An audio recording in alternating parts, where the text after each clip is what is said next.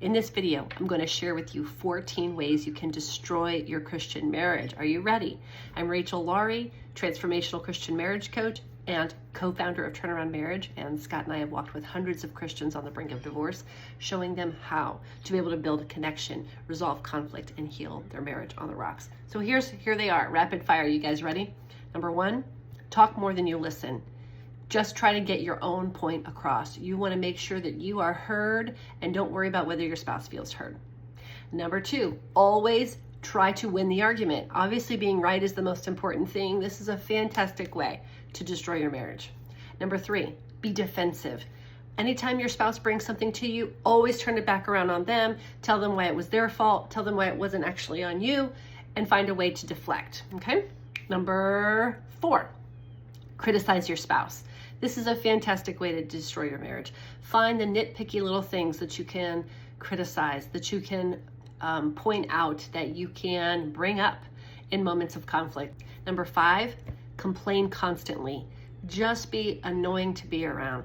Find something to complain about. Complain about the weather, complain about your lack of time, complain about how busy you are, complain about how your needs aren't being met. Complain, complain, complain, complain. Number 6, stop being honest. Keep your cards to yourself. Don't tell the full truth. Hide things from your spouse. And don't really tell them how they feel. If they ask you what's wrong, say nothing. Assume that they can read your mind. That's a great way to do it. Number 7, keep secrets. That's self-explanatory. Secrets are a fantastic way to destroy your marriage. Number 8, have a total lack of boundaries. Have a lack of boundaries when it comes to work, when it comes to your children, when it comes to who you talk to, when it comes to what you commit to and what you don't commit to. A lack of boundaries in your marriage is a fantastic way to destroy your connection. Number 9, develop close, intimate friendships with people of the opposite sex. Make sure you're spending time alone with them. Make sure that it's you and your best friend who just happens to be someone of the opposite sex, someone that you can confide in about your marriage. Fantastic way to destroy your marriage. Number 10, be selfish. Think of yourself more than others. Make sure you put yourself ahead of your spouse. Number 11, ruminate about your spouse. Play those tapes over and over again about what they did, that conversation, how they hurt you 20 years ago.